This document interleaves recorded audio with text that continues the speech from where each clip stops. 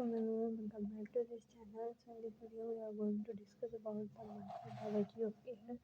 So in the previous lecture, we have discussed the microbiology of water. So the microbiology of air can also be called as aeromicrobiology. So aero word mean air, and microbiology mean the study of microorganisms that are suspended in your air. So actually air is does not have enough moisture and nutrients in them, so therefore they cannot support the growth of various kind of microorganisms in it. But air is acting as a carrier of different kind of microorganisms. Like you can see here that your air is carrying various kind of dust and droplets.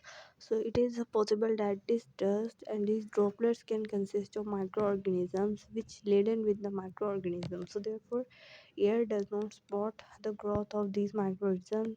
Actually the dust and droplets which are present in it support cause the air microorganisms to be mixed with air. So air contain less amount of microorganism as compared to your soil and your water.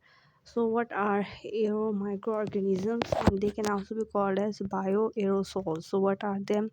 So they are bacteria, viruses, fungi, and some aero borne toxins are also present. The toxin can transfer from one person to other person without any contact, just from inhaling or sneezing. Now, let's discuss the fate of airborne microorganisms. So, fate of airborne microorganisms mean how after entering into air, what happened to them or what kind of factor will affect them. So, actually, humidity, sunlight, and temperature will affect these microorganisms. Now, let's discuss how is their transmission. So, they can be transmitted by two ways. First of all, the organism separated by two ways. So they are spread by coughing and sneezing. Secondly, the organism spread by dust particle and liquid droplets. So they are carried by dust particle and liquid droplets. Let's discuss about the source of aero microorganisms. So outer air and indoor air. So outer air is the air which is present outside the building in our external environment, and indoor air is the air which is present in our internal environment or inside a building.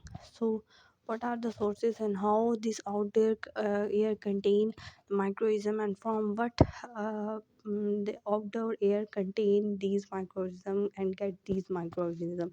So from soil, this from water, most of the outdoor air contain microorganisms from soil, less amount from the waters. Also plant surfaces and animal surfaces, they release microorganism into the outdoor air. Next is indoor air.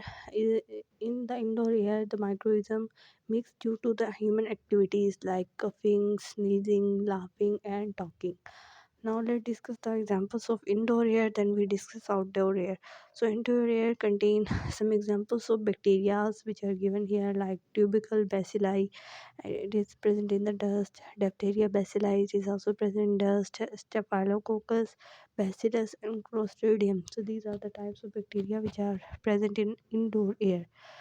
Next, there are examples of fungi which is present in indoor air. So this is Penicillium and this is Aspergillus fungi which is present in it.